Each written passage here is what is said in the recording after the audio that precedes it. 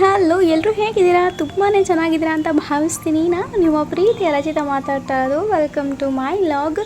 ಇವತ್ತು ಸ್ಪೆಷಲ್ ಅಂದರೆ ತುಂಬ ಸ್ಪೆಷಲ್ ಆಗಿರುತ್ತೆ. ನೀವು ತಮ್ಮನೇಲಿ ನೋಡ್ತಿರೋ ಹಾಗೆ ರೆಸ್ಟೋರೆಂಟ್ ಸ್ಟೈಲಲ್ಲಿ ಕಾಜು ಗ್ರೇವಿ ಮಾಡ್ತಾಯಿದ್ದೀನಿ. ಈ ಒಂದು ಕಾಜು ಗ್ರೇವಿ ಯಾವ ರೀತಿ ಮಾಡಿದ್ದೀನಿ, ಇದೆಲ್ಲ ಎಷ್ಟು ಟೇಸ್ಟಿಯಾಗಿದೆ ಅಂತ ನೀವು ಕೇಳಲೇಬೇಕು, ಒಮ್ಮೆ ನೀವು ಟ್ರೈ ಮಾಡಲೇಬೇಕು. ಬಿಕಾಸ್ ಯಾಕೆ ಅಂದರೆ ಸಿಕ್ಕಾಪಟ್ಟೆ ಟೇಸ್ಟಿಯಾಗಿದೆ ಮತ್ತು ಅಲ್ಟಿಮೇಟ್ ಟೇಸ್ಟಿ ಮತ್ತು ರೆಸ್ಟೋರೆಂಟ್ ಸ್ಟೈಲ್ಗಿಂತ ಹೆಚ್ಚಿಗೆ ಟೇಸ್ಟ್ನ ಇದು ಕೊಡುತ್ತೆ.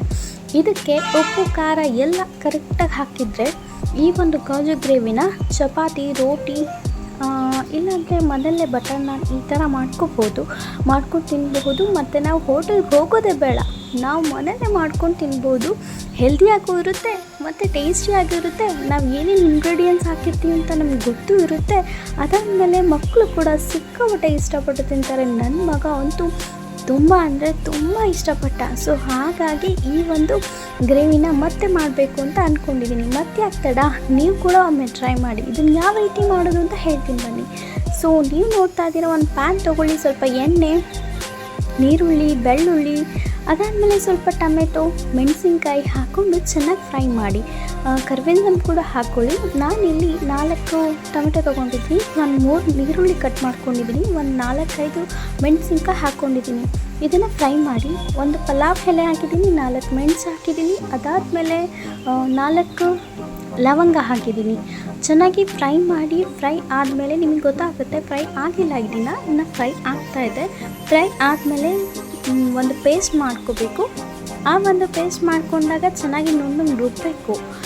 ನುಣ್ಣಗೆ ರುಬ್ಕೊಂಡು ಸೈಡಲ್ಲಿ ಇಟ್ಕೊಳ್ಳಿ. ಅದಾದಮೇಲೆ ಇದೇ ಪಾತ್ರೆಯಲ್ಲಿ ಸ್ವಲ್ಪ ಎಣ್ಣೆ ಹಾಕ್ಕೊಳ್ಳಿ, ಸ್ವಲ್ಪ ನೀರುಳ್ಳಿ ಹಾಕಿ, ಸ್ವಲ್ಪ ಜೀರಿಗೆ ಹಾಕಿ ಚೆನ್ನಾಗಿ ಫ್ರೈ ಮಾಡಿ. ಅದಾದಮೇಲೆ ಏನು ಪೇಸ್ಟ್ ಮಾಡ್ಕೊಂಡಿದ್ದೀರಾ ಆ ಒಂದು ಪೇಸ್ಟ್ನ ಇದರೊಳಗಡೆ ಹಾಕ್ಕೊಂಡು ಚೆನ್ನಾಗಿ ಅಂದರೆ ಸ್ಟಿರ್ ಮಾಡಿ, ಅಂದರೆ ಚೆನ್ನಾಗಿ ಫ್ರೈ ಮಾಡ್ತಾಯಿರಿ. ಅದಾದಮೇಲೆ ಸ್ವಲ್ಪ ಮೊಸರು ಹಾಕಿ. ಇಲ್ಲಿ ನಾನು ರುಬ್ಬೋಕ್ಕೆ ಕಸ್ತೂರಿ ಮೇಥಿ ಕೂಡ ಹಾಕ್ಕೊಂಡಿದ್ದೀನಿ. ನಾನು ಇಲ್ಲಿ ಮಿಸ್ ಮಾಡಿದೆ, ಸೊ ನೀವು ಕೂಡ ಕಸ್ತೂರಿ ಮೇಥಿ ಹಾಕ್ಕೊಳ್ಳಿ. ಸ್ವಲ್ಪ ಕ್ವಾಂಟಿಟಿ ಹಾಕ್ಕೋಬೇಕು. ಅದಾದಮೇಲೆ ನೀವೇನು ಪೇಸ್ಟ್ ಹಾಕಿರ್ತೀರಲ್ವ, ಇಲ್ಲಿ 2 ಸ್ಪೂನ್ ಖಾರದ ಪುಡಿ ಹಾಕಿ, 2 ಸ್ಪೂನ್ ಸಾಂಬಾರು ಪುಡಿ ಹಾಕಿ. ಅದಾದಮೇಲೆ ಇಲ್ಲಿ ಗರಂ ಮಸಾಲ 2 ಸ್ಪೂನ್ ಹಾಕ್ಕೊಳ್ಳಿ. ಆಮೇಲೆ ಸ್ವಲ್ಪ ಮೊಸರು ಹಾಕಿ, ಒಂದು ಸ್ವಲ್ಪ ಉಪ್ಪು ಹಾಕಿ, ಒಂದು ಸ್ವಲ್ಪ ತಿರುಗಿಸ್ತಾ ಇರಿ. ಎಷ್ಟು ಟೇಸ್ಟಿ ಅಂದರೆ ಸಿಕ್ಕಾಪಟ್ಟೆ ಟೇಸ್ಟಿಯಾಗಿರುತ್ತೆ. ಬಟ್ ಇದಕ್ಕೆ ಇನ್ನೂ ಸ್ವಲ್ಪ ಜಾಸ್ತಿ ಹಾಕ್ಕೊಳ್ಳಿ. ಏಕೆಂದರೆ ರೆಸ್ಟೋರೆಂಟ್ ಸ್ಟೈಲಲ್ಲಿ ಅಂತ ಅನಿಸ್ಬೇಕಲ್ವಾ, ಅಂದರೆ ನೋಡೋದಕ್ಕೂ ಅನಿಸ್ಬೇಕು, ತಿನ್ನಬೇಕಾದ್ರೂ ಅನಿಸ್ಬೇಕು. ನಾನಿಲ್ಲಿ ಸ್ವಲ್ಪ ಜಾಸ್ತಿ ಹಾಕಿದ್ದೀನಿ, ಸ್ವಲ್ಪ ಕಮ್ಮಿ ಹಾಕಿದ್ರೆ ನಡೀತಾ ಇತ್ತು.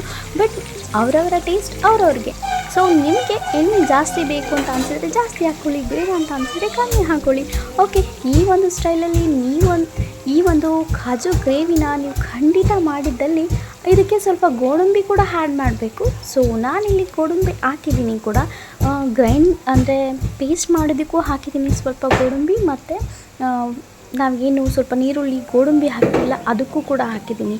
ಈ ಗೋಡಂಬಿ ಏನು ಮಾಡುತ್ತೆ ಅಂದರೆ ಅದಕ್ಕೇನಂತಾರೆ, ಒಂದು ಬಾಂಡ್ ಕೊಡುತ್ತೆ. ಸೊ ಅದು ಗ್ರೇವಿಗೆ ಆ ಗೋಡಂಬಿ ಹಾಕಿದರೆ ಒಂದು ಚೆನ್ನಾಗಿ ಟೇಸ್ಟು ಕೂಡ ಬರುತ್ತೆ, ಆ ಗ್ರೇವಿ ಅಂತ ಅನಿಸುತ್ತೆ. ಸೊ ಹಾಗಾಗಿ ಈ ಗೋಡಂಬಿ ಕೂಡ ಫ್ರೈ ಮಾಡಿ ಹಾಕಿ, ಅದನ್ನು ಮಿಸ್ ಮಾಡಿಬಿಡಿ. ಓಕೆ, ಇದನ್ನು ಈ ರುಬ್ಬೋ ಹಂತದಲ್ಲಿ ಸ್ವಲ್ಪ ಗೋಡಂಬಿ ಇದಕ್ಕೂ ಹಾಕ್ಕೊಳ್ಳಿ. ಅದಾದಮೇಲೆ ನೀವು ಫ್ರೈ ಮಾಡ್ತಿರಲ್ಲ ಅದಕ್ಕೂ ಹಾಕ್ಕೊಳ್ಳಿ. ಇಷ್ಟು ಇಂಗ್ರೀಡಿಯೆಂಟ್ಸ್ ಹಾಕಿರೋದು.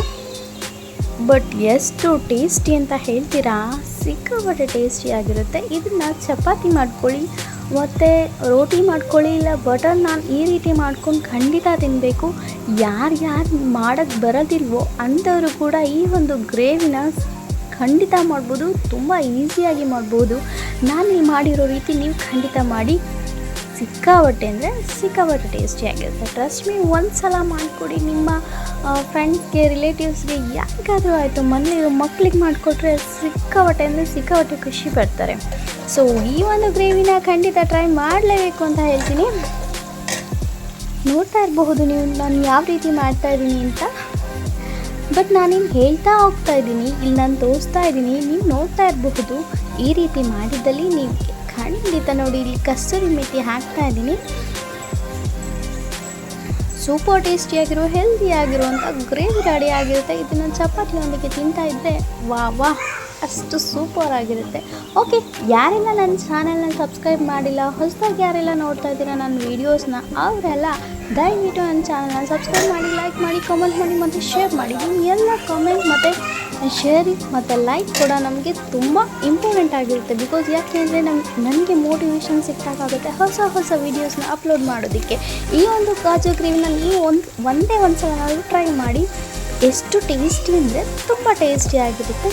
ಮತ್ತೆ ಹೇಳ್ತಾ ಇದ್ದೀನಿ ಅಂತಂದರೆ ಎಷ್ಟು ಟೇಸ್ಟಿಯಾಗಿರ್ಬೋದು ಅಂತ ನೀವೇ ಇಮ್ಯಾಜಿನ್ ಮಾಡ್ಕೊಳ್ಳಿ. ಓಕೆ ಬನ್ನಿ. ಈ ಒಂದು ನೋಡಿ, ಇಲ್ಲಿ ಗೋಡಂಬಿ ಹಾಕ್ತಾಯಿದ್ದೀನಿ.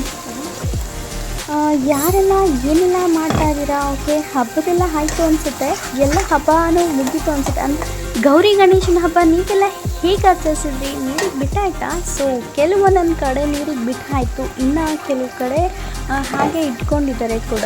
ಕೆಲವರು ಗಣೇಶನ 1 ತಿಂಗಳವರೆಗೂ ಇಟ್ಕೋತಾರೆ. ಅಂದರೆ ದೊಡ್ಡ ಗಣಪತಿ ಇರುತ್ತಲ್ಲ, ಅದನ್ನು 1 ತಿಂಗಳವರೆಗೂ ಇಟ್ಕೋತಾರೆ. ಇಲ್ಲಾಂದರೆ ಬೇಗ 5 ದಿನ 3 ದಿನ ಈ ರೀತಿ ಇಟ್ಕೊಂಡು ಗಣೇಶನ ನೀರಿಗೆ ಬಿಡ್ತಾರೆ, ಗೌರಿ ಗಣೇಶನ. ಇಲ್ಲ ಅಂದರೆ ಆವತ್ತಿನ ದಿನ ಗೌರಿ ಮತ್ತು ಗಣೇಶನ ಸ್ಥಾಪನೆ ಮಾಡಿ ಮಾರನೇ ದಿನ ಅಂದರೆ ಮಂಗಳವಾರ ಬುಧವಾರ ಹಬ್ಬ ಬಂದಿತ್ತಲ್ಲ, ಅದಾದಮೇಲೆ ಗುರುವಾರದ ದಿನ ನೀರಿಗೆ ಬಿಟ್ಟಿರೋರು ಇದ್ದಾರೆ.